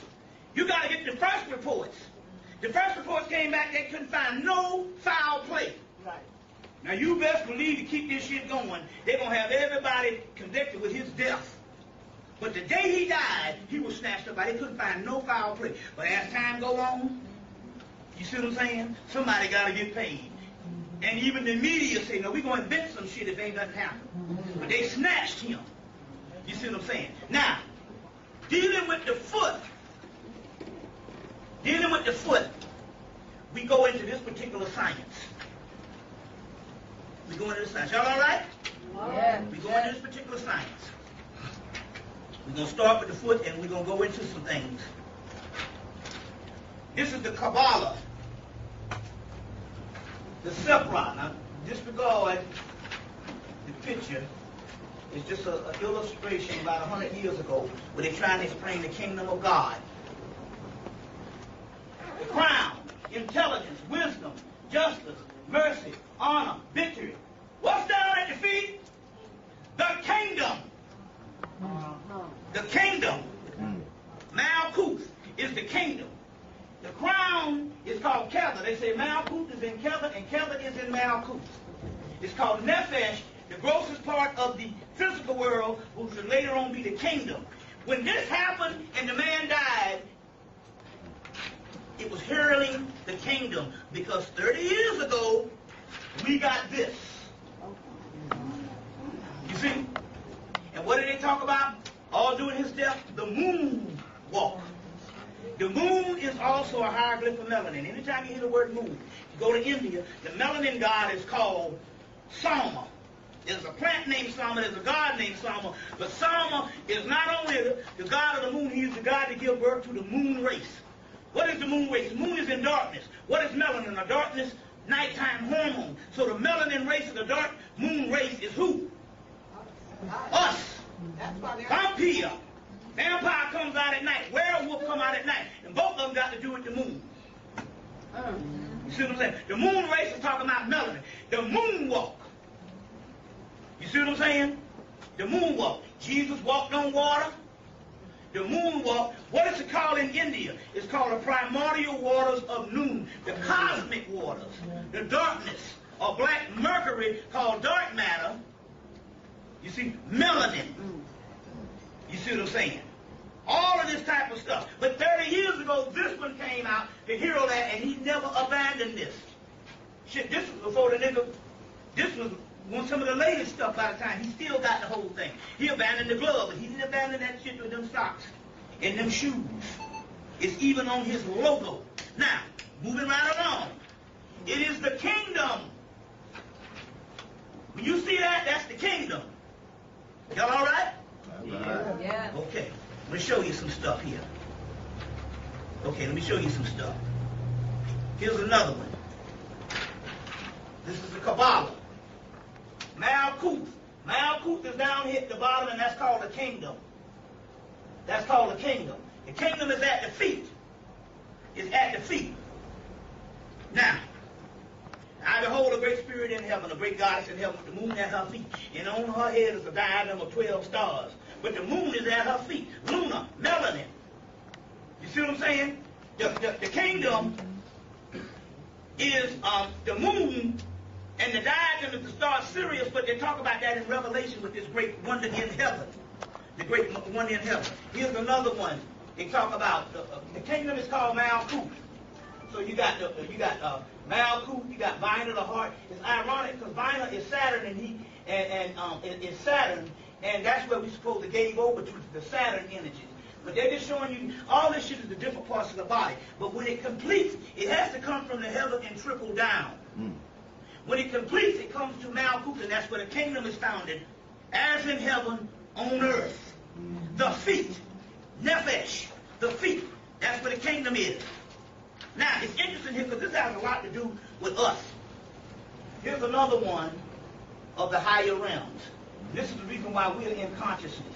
They say that we, as conscious people, you can't even become conscious not unless your energy is coming from the heart chakra in this area all the way to this area. So most of the people that's on the planet, the reason why you can't get to your family members and try to tell them, because their consciousness is down here in the anus. In the root chakra, sacral vertebrae. You can't even gravitate into consciousness now that you gravitate up here. So that's why you are conscious, because your energy, your consciousness is at the heart chakra and ascending on into the pineal gland and all that. Even the conscious people build different levels of that. For the mere fact you in here, you gravitate at least that. Otherwise, You be out there talking about this some devil shit. You see what I'm saying? Be out there some bingo game somewhere or whatever. And stuff, you see what I'm saying? And the reason why they can't do it because they're not gravitating towards the heart chakra. You see what I'm saying? Just different aspects of the same thing. Malkuth. But it's the feet is the kingdom. The feet is the kingdom. Even in this one, which is the Hindu aspect of it, I say, well, damn, why they didn't show? They showed the 7 major chakras.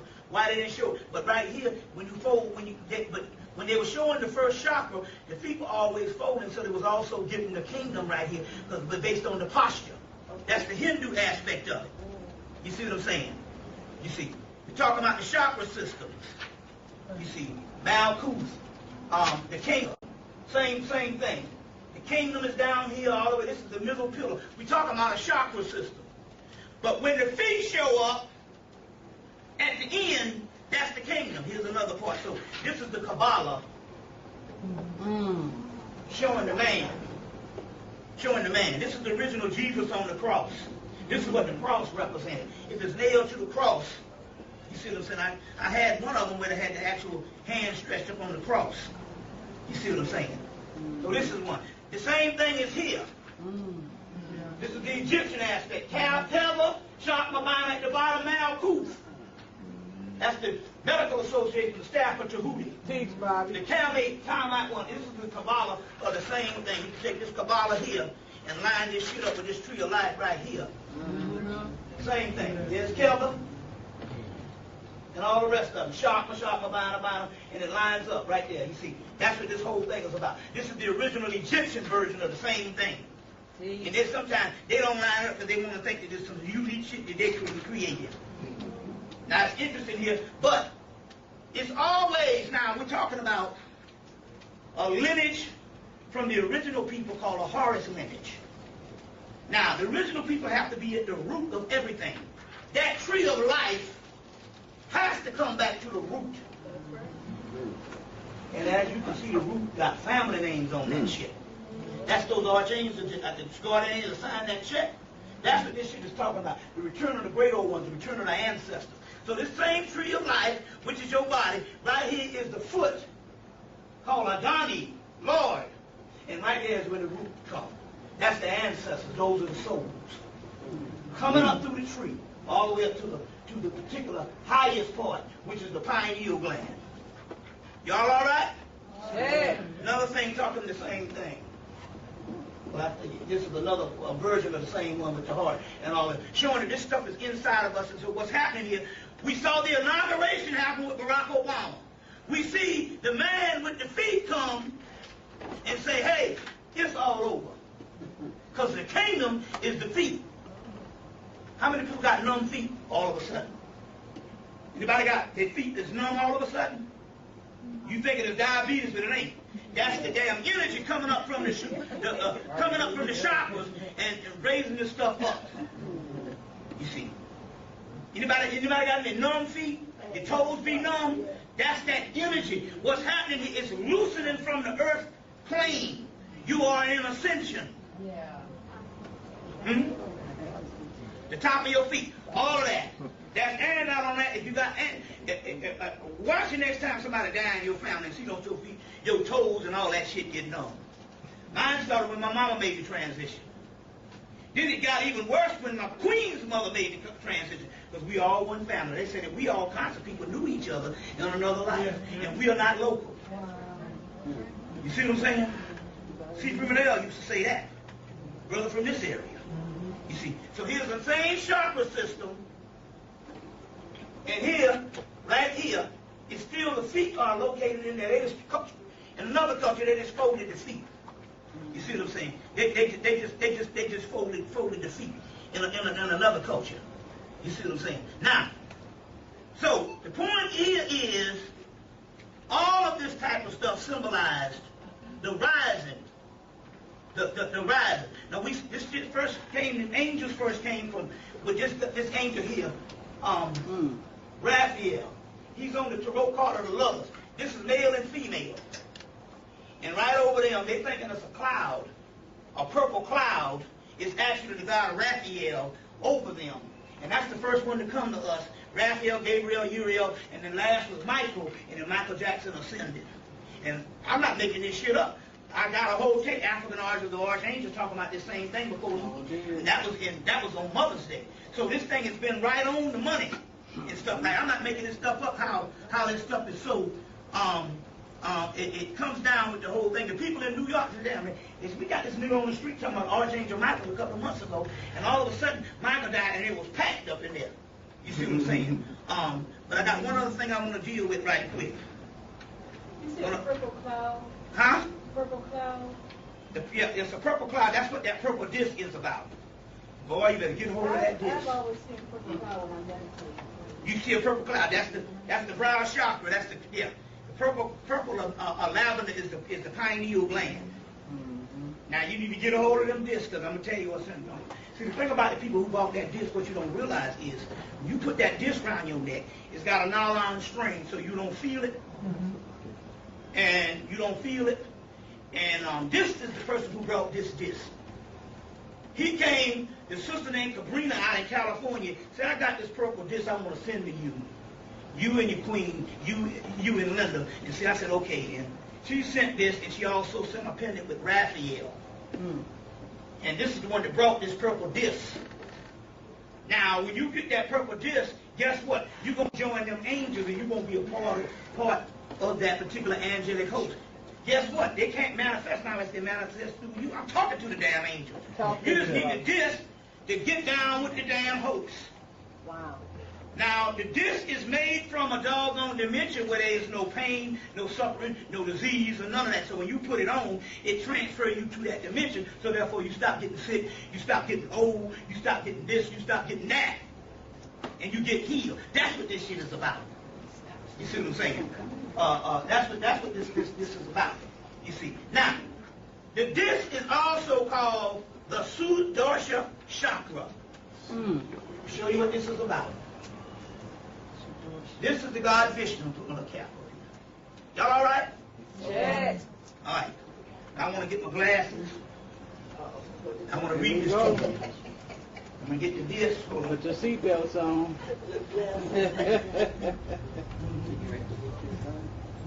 Might take Get this. All right. Now, this is the disc. The purple disc.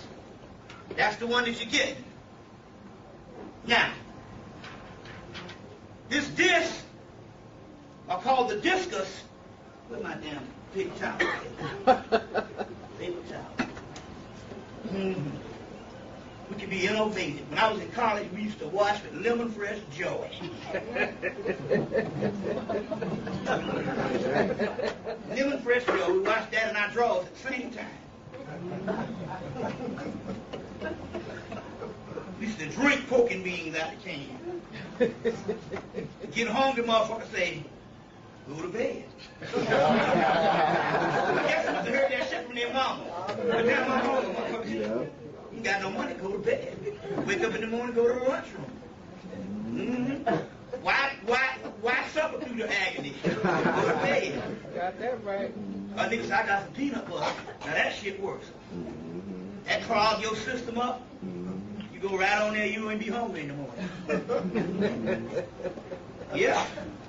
Niggas get innovative. Yeah? This thing is called the Sudarsha chakra. Is what this is about. Now I'm explaining this to you.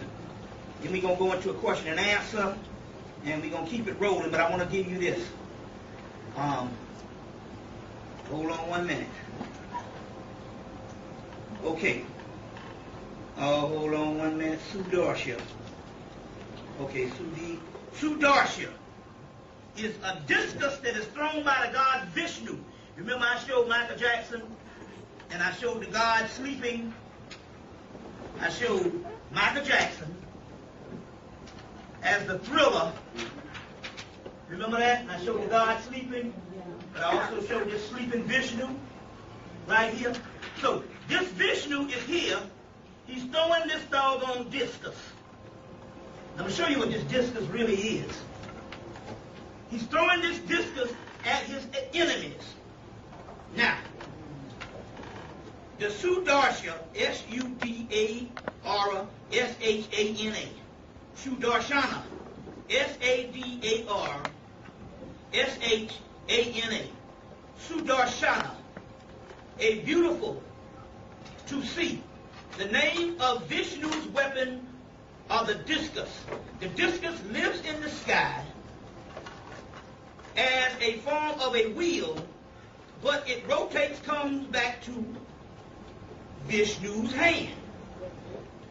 As a very sharp edge, it can slice off the head of demons as well as big mountains. But it also sprays fire sparks and blast beams and lightning so that it can burn down the cities of the enemy, which aims with the aims of an elephant trunk. Vishnu aims it repeatedly at his enemy armies and fells the demons in battle under thousands at its throat, cutting and burning at the same time. The Sudarsha chakra is none other than your pineal gland, but it is also your soul. Now let me get into this particular mystery so you understand what's going on. We don't live here.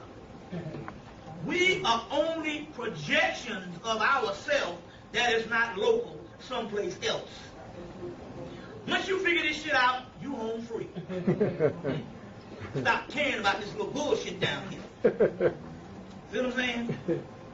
Once you figure out you home free, you better get all the enjoyment you can. You better go to damn Trader Joe's and get that $7 ice cream. All that vegan shit, you don't even live here. Trust me on this now. Once you eat this $7 ice cream at Trader Joe's, you ain't gonna never want no other kind of ice cream. My mama always say, you get what you pay for in this motherfucking America. You get that $7 ice cream and see what I'm talking about. You see what I'm saying? Made for some shit that they ain't made since the 1950s. They must got an old lady churning that shit. See what I'm saying? Trust me on this, you're going to go to another level. You get that $7, regular vanilla. How could this be so good? Trust me on this shit. Your ass going to go crazy with this thing. See what I'm saying? Your ass going to go crazy. Now, you are not local. You are someplace else. This is only a projection of yourself. And it took me years to figure this shit out. It took me years. Ever since I started lecturing, about a couple of months before I started lecturing, I saw this damn ship out there. You just got to know what to look for. You can't look for nothing physical spaceship. You got to look for a little beaming star that ain't going to go, and it's not an airplane. An airplane flashes and it will move away. It's a star, and it'll be right there with you. And it rotates, green and red or blue or what have you. And so this thing followed me around all of my career. I even got a video where I did at the Slave Theater in New York where I told the people a spaceship was going to come down that night. Well, that means if it didn't happen, I wouldn't be here speaking today because them niggas were going to talk about me for 1,000 years. It would have been the end of my career. But after we went to automatics, we did and after I did my bit at the Slave Theater, we walked outside, and I got a little nervous because he didn't show up. And then it came down the street as a little star, started beeping. It came down and parked right in front of the Slave Theater. And everybody saw it. We got people on video 2 days after in Harlem bearing witness to it. We got niggas 6 years later in Harlem came out extraterrestrial video bearing witness to it. You see what I'm saying? Bearing witness to it. It happened. What they didn't know is I had gone out to this. I ain't stupid now. This shit used to follow me around, but you never know. If it's a black spirit, niggas is like ink pens. Sometimes they work, and sometimes they don't.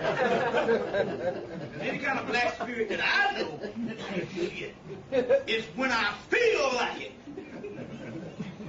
So I said, I ain't trusting. I went out to a damn angel, went out to a psychic living in Long Island. And she said, she was living in Long Island. No, she was living in Coney Island. And I asked her, I said, can you get in touch with them ships that follow me, that ship, and ask, can they show up at the slave theater? And the shooter said, no, I wasn't going to get on stage and say. She said, yeah, they will do that. Now, I wasn't stupid. You see what I'm saying? And they showed up. And then they followed me, and then in 1996, me and my girl, Ginger at the time, we standing at the bus line. And I looked at them niggas, they beaming over me, and I'm standing waiting on that bus. I said, niggas, you ain't got to take me to the Star Sirius. You can at least take me to goddamn Cascade Road. So they disappeared. About 3 years until down 2000. And ironically, next time I would see them, I did a lecture in Cleveland for the first time. And I said, oh, you back. They said, we was always here. We just disappeared and cloaked ourselves. You know, niggas talk shit, we got attitudes too. What I didn't know until the end of last year, as the ship that was out there that I got mad with for not taking me home, was none other than my own spirit. That is where I am, and this is the projection. Every last one of you are up there in the sky somewhere, and you being beamed down. And until you connect with that is out there, you free. See what I'm saying? That's where you are. This is a great mystery that they don't want to let you know. That's why they give you the physical UFOs and not the spiritual UFOs. Now, there's a book called Thompson called Angels and Aliens. Even fucking Pat Robertson said it when damn Independence Day came out. He said, the UFOs, they are UFOs, but they're angels. The physical UFOs was made from 1947, was abducting people and all that shit. That's government. Those around shit come from Area 51. But our stuff, they did the camouflage it. Our stuff is the angels, and your soul is out there beaming. And once you find out where your soul is, you can look at it each night, and you can call on it to do some shit. We was riding home from Charlotte in January, and the damn roads got iced up because it was a blizzard. And I called and told that damn ship, and I put it on the brother had a big ass Lexus, and I put it on that GPS thing, and I said, go down this road, and sure enough, the roads, the ice disappeared off the roads, and we rode into Atlanta. In a split second, that shit disappeared. But that was my soul. That was the connection. And I had just came from Charlotte, revealed it to the people in Charlotte, North Carolina, that the ship is the soul and we're not local. And sure enough, when I came back, we would have been stuck on the highway, but it all happened. I'm telling you. What's that? When you transition, because I had a near-death experience, and we were all talking about it. Some people said you were going to a light. I said I was going to a star. I was going to the star. You was going to the star. The star you was going to was your own self. You are a projection of your own self. You see what I'm saying? You see, what's that? I was reading a book. It's sort of weird, but it's like from the Greek and other philosophy when it talks about the Pythagoreans. They would talk about how these people, they sort of probably most likely follow the Egyptian system. Pythagorean is Osiris. Pythagorean. Pythagoras is Osiris. It was the Egyptian priest that put that together. Okay. Because they said no person ever went to the Egyptian system. I say, well, what about the Greeks? They said no. Who were the Greeks? The Greeks were black people. 85% sickle cell rate, even with the ones that live there today. What you think they looked like 3,000 years ago? So yeah, what you saying? Yeah. Mm-hmm. Oh, that's good information. Because you know, the guy he was Greek, he didn't want to acknowledge any connection with. Yeah, they never do. But yeah, that's what it was. The Egyptian priest. Pythagoras is just another name for the Egyptian priesthood. The priesthood of Osiris, Pythagoras. Well, yeah, that's great stuff. Or Zagorus is another name. Later on, Dionysus is Zagorus. But Zagorus is the one that get cut up by the Titans in the several pieces. Osiris get cut up by the Titan, Titan in several pieces. Yeah. So yeah. So they said the Pythagoreans didn't eat things they didn't eat because they felt like it would get them closer to God or the spiritual place. Yeah. Do you think that there are certain foods that will help you get closer to a spiritual place? Like I know. Let's put it this way. I got a brother. Just as I have mastered the knowledge and the information, he has mastered the art of eating too. He don't eat nothing.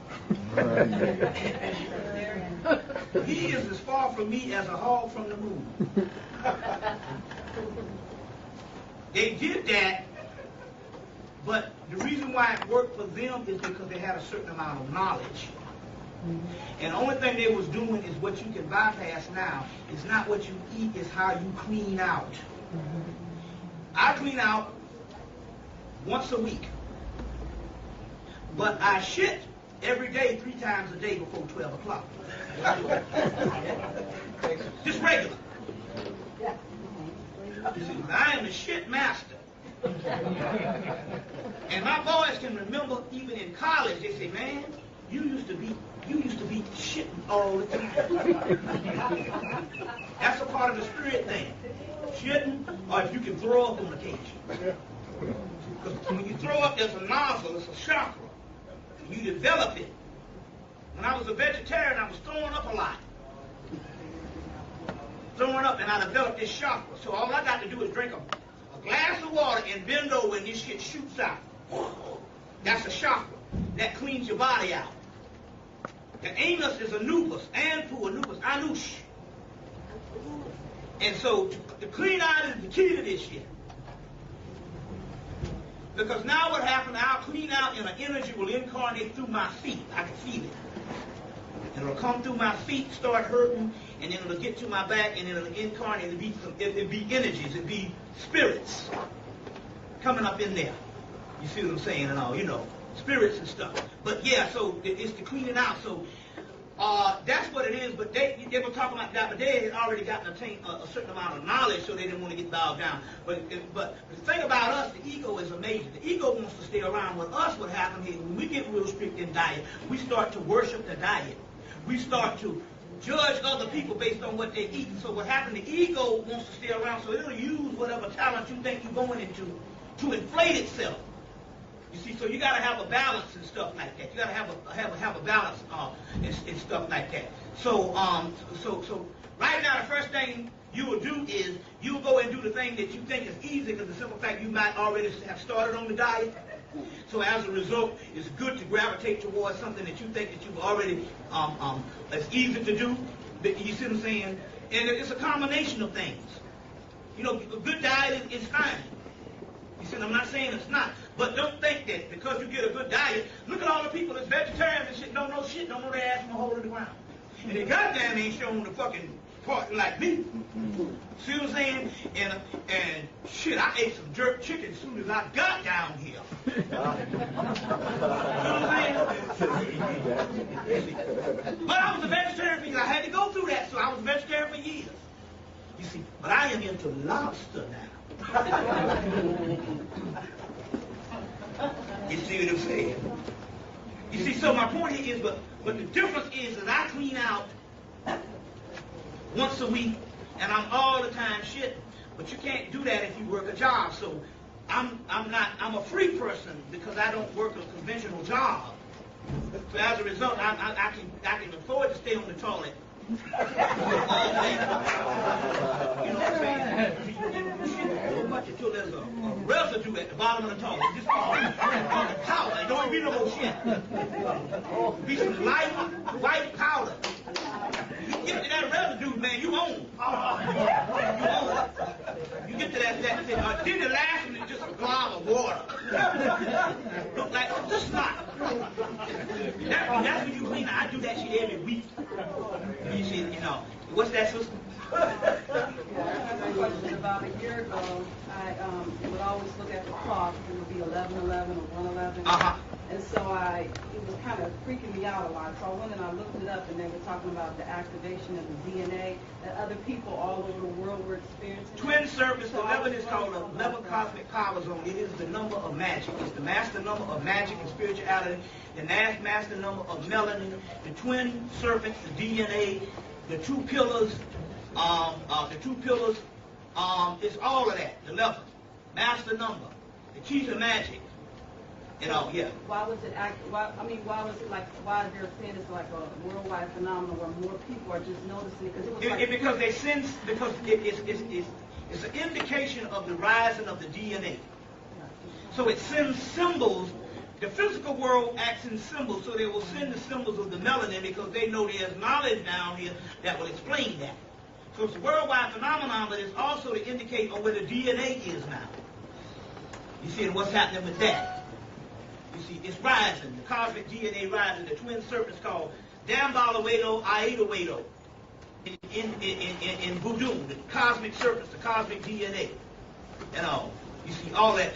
The two wings on the staff of Tahuti represents the DNA. The two seraphims, winged seraphims on the Ark of the Covenant represents those DNA, but there's also those two, which is the 11.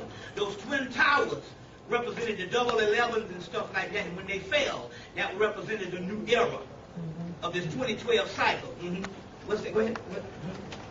Okay. Oh, also, I just wanted to know, if I get the information, I'll email it to you. I was doing some research on the Greeks being black because something just told me they were, and I found these pictures where there were statues of these two Greek Olympians, and they had locks all the way down. Okay, there you go. Clearly black. You ain't got you yet. You can go to Detroit to Greektown. Go to any Greektown and look at the people working in there. I went to Greektown, and the brother that was there was your color. And I said, what? He said, no, my family was there in Greece for thousands of years. The white Greek only came about in the late 1800s. Wasn't actually Hermes that founded Greece anyway? Well, Hermes is Tahuti. Right. The god The Tahuti. priest. Huh? It's an Egyptian priest that founded that. Well, that's the priest of Tahuti. That's the priest of Tahuti. Which later on, the priest of Om. All of that stuff is nothing but forms of stuff that came out of Africa and stuff. The god Tahuti, and Hermes is the Christ-born. Another Greek word for Tahuti, a thought for thought, and all that. Carthon, they call it. Carthon. Carthon. Carthon means the underworld. Carthon. Well, it's He found Athens. yeah. All of that stuff was just all of that stuff. Athena comes from the Egyptian god Neith, which is from and they tell you Athens comes from Carthage, which is now Libya. You see what I'm saying? Well, Athena is a Carthaginian god. They call her African goddess.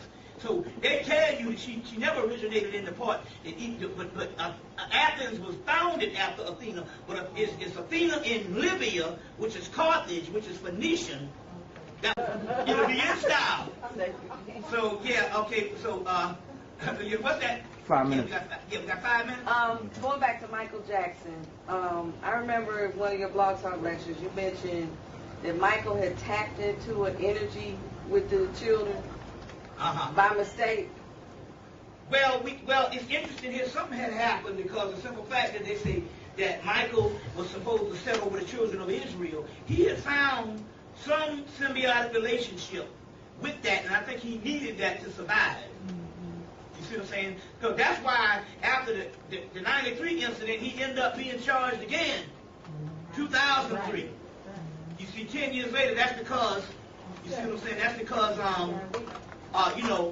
but what it was is September of last year, before he died, September of 08, we was having a jam session, and something came in the house and said, you need to try to get some kind of channel right now and see that Michael Jackson touched those children. And it said, absolutely not. And that was September of last year before he died. You see what I'm saying? No, absolutely not. You see what I'm saying? You see? Because I mean, you would be an idiot, you know what I'm saying? Ain't that damn stupid, you see? But his choices was poor because he was vulnerable by getting them that close. But his music was straight up mythology. You see what I'm saying? Straight up mythology. But one of the keys, he heroes the sign with them feet. You see what I'm saying? And when that's talking about the kingdom is here. So what is here is what is ushered in. The kingdom is already here, so it don't matter. It's just like George Lopez said, fuck y'all. We done took over America, and ain't shit you can do about it. That's what he said Saturday night. We go, the shit fall. So it's the same thing with us. It don't matter no more. We here. We here. But you can't focus on what them niggas outside of the conscious people is doing. You see what I'm saying? You can't use a dead man as your guide. You got to focus on you. You see what I'm saying? In your relationship with your own inner self. You see what I'm saying? You see, because the conscious niggas is questionable. But nevertheless, we have arrived. I'm here to tell you. We have arrived. I'm here to tell you. You see. That's Yeah. it. Then we gotta go. One last question from this brother here, and then we're going to let it go. When is these CDs, DVDs going to be ready for us to purchase? You got to get it from Next week. next week, yeah. Yeah, next week you're gonna do that. So my point here is,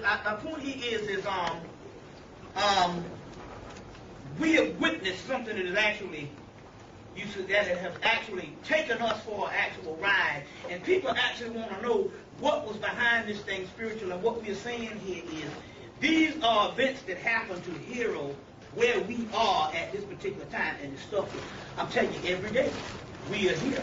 I'm telling you, the stuff is actually happening. Let me tell you what else he told me.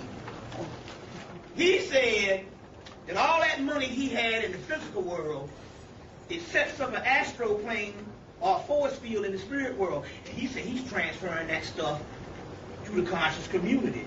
So get them checks. Because we getting some of Michael Jackson.